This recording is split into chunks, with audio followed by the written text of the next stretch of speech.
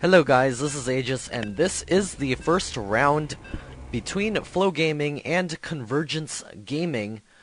It's going to be on IC Cup Neo Enigma by Prodigy. He is a pretty well-known map maker, I guess, in the StarCraft community at least.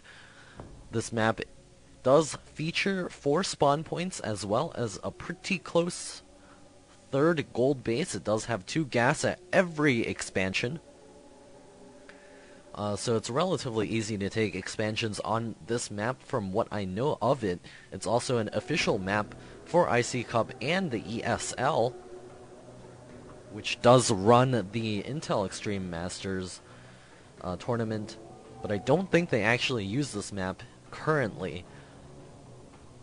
And of course there are a bunch of spectators this time around because there's no stream today. Well, anyways, we have Keith online spawning as the yellow Protoss player for Team Flow Gaming. His opponent is going to be the blue Protoss player, Ragnarok.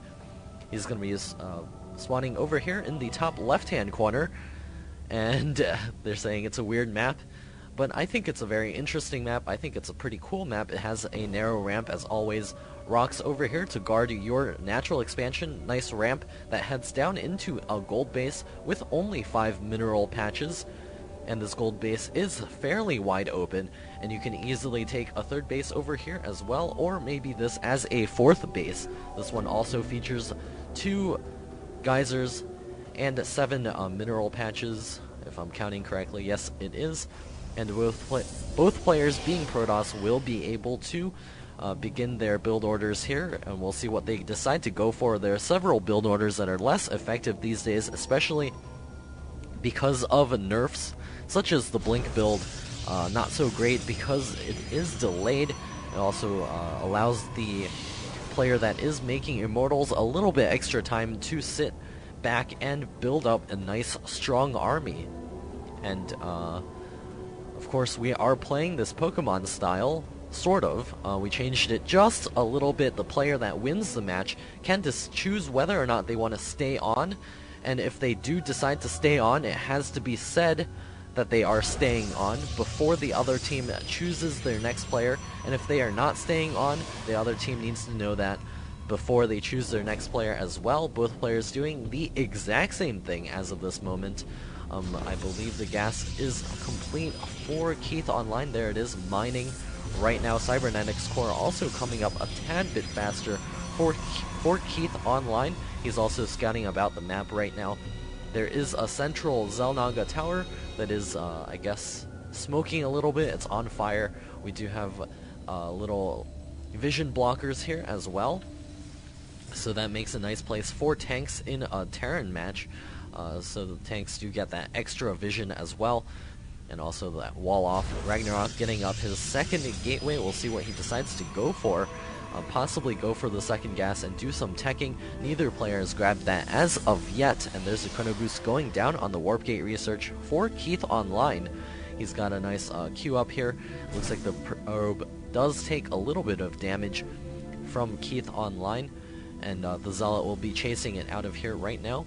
We also have the warp gate research being researched in Ragnarok's base, chrono boosting out a Stalker to help deal with any sort of Zealot pushing in here. Of course, if you get a Zealot in there without the other player having a unit, you can easily target down a couple of probes here and do quite a bit of damage to the economy. And Ragnarok now throwing up the gas. He's stopped probe production as of this moment. Same with Keith online, so he's going up to 3 more gateways right now. It's going to be a 4 gate. He's going to put on a ton of pressure, but of course Ragnarok can try to get out a couple of extra units to help defend against this. He's even queuing up to move to the natural expansion. He does have a Stalker checking for a proxy pylon just in case of that 4 gate. I believe he has seen his opponent's chrono boost. He's also seen the 4 gateways coming up. And there it is, the first Stalker on Stalker engagement. The Zealot also trying to do some damage there. He's trying to pick that guy off right now. It looks like Ragnarok does lose his first Stalker there. He's also trying to pick off that probe. 2 pylons coming up for Keith online.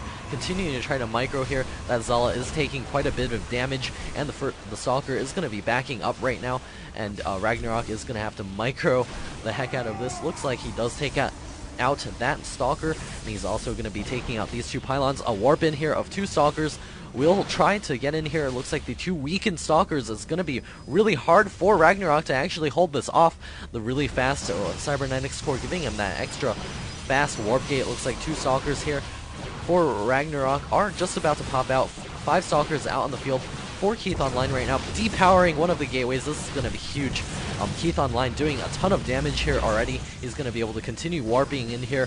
A couple more Zealots being warped in, and the warp gates finally opening up for Ragnarok. He's pulled a couple of guys off gas to try to help hold this off right now. It looks like 1 Stalker from Keith Online is actually hanging back, and GG out of Ragnarok. Keith Online taking it really quickly with his 4 gate. And we will be going to Tal'Darim Altar in just a second with the next game between Flow Gaming and Convergence Gaming. Ragnarok has already been taken out by Flow Gaming. I believe Ragnarok is a very high-ranked master. Let's take a look at his profile. There it is. Mid-ranked Masters player playing Protoss. I believe last season he was actually high-ranked Master. But we will be headed to Blizzard's version of Tal'Darim Altar in just a moment.